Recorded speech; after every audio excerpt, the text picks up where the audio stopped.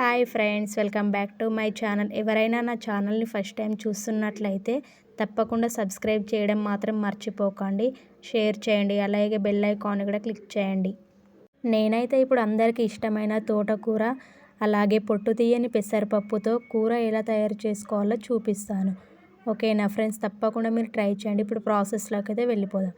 తోటకూరను చిన్నగా కట్ చేసి పెట్టుకొని దాన్ని వాటర్ను 2-3 టైమ్స్ వరకు అయితే నీట్గా కడుక్కొని ఒక ప్యాన్లో అయితే వేసేసుకోవాలి. ఇంకా అందులోకి ఆనియన్స్ అయితే కట్ చేసుకొని వేసుకోవాలి. అలాగే అందులోకి అల్లం వెల్లుల్లి పేస్టు, పసుపును కూడా యాడ్ చేసుకోవాలి. తర్వాత నేనైతే సాల్ట్ని అయితే వేసుకున్నాను. ఇంకా అందులోకి కారం పొడి అయితే సరిపోయేంత మాత్రం వేసుకోవాలి, ఎందుకంటే ఆకుకూరలలో ఎక్కువ అవుతుంది కాబట్టి.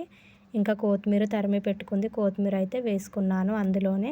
ఇంకా మనకు సరిపోయేంత నేనైతే 3 టేబుల్ స్పూన్ వరకు ఆయిల్ అయితే వేసుకున్నాను. తోటకూరలో ఆయిల్ ఎక్కువ వేసుకోవడం వల్ల అది మెత్తబడుతుంది కాబట్టి చూసుకొని వేసుకోవాలి ఆయిల్.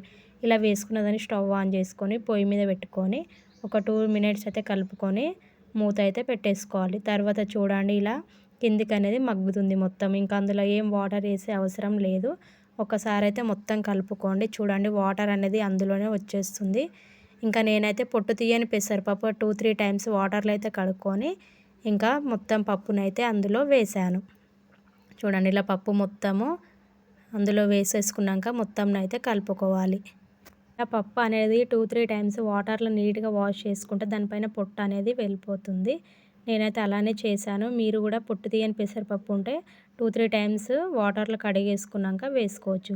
చూడండి, ఇలా అయితే మొత్తము కూర అయితే మొత్తము ఆయిల్లోనే అవుతుంది. ఇలా మనం కూరలలో పెసరపప్పు అనేది యాడ్ చేసుకుంటే అందులో ఎందుకంటే ప్రోటీన్స్ అనేటివి చాలా ఎక్కువగా ఉంటాయి. చాలామంది తోటకూరను మామూలుగా ఫ్రై లాగానే చేసుకుంటారు. అలా కాకుండా ఫ్రెండ్స్, మనం పెసరపప్పు యాడ్ చేసుకుంటే చాలా టేస్ట్గా ఉంటుంది, చాలా హెల్తీగా కూడా ఉంటుంది. పెసరపప్పు అనేది చాలా తొందరగా కూడా అరుగుదలనిస్తుంది మనకి. ఇలా అయితే కలుపుకుంటే అది అనేది గట్టి పడుతుంది. చూడండి, కూర మొత్తము పప్పు కూడా ఇంకా అందులోనే ఉడుకుతుంది. ఏం వాటర్ వేసే అవసరం ఉండదు కాబట్టి మొత్తము కలుపుకోవాలి నీట్గా. ఒకసారి అయితే చూడండి, ఇలా అనేది మొత్తం ప్రిపేర్ అయిపోతుంది. ఎంత పొడి పొడిగా బాగుంటుంది కదా. ఇది చపాతీలోకైనా, జొన్న రొట్టెలోకైనా, అన్నంలోకైనా బాగుంటుంది. ఓకే ఫ్రెండ్స్, తప్పకుండా మీరు ట్రై చేయండి.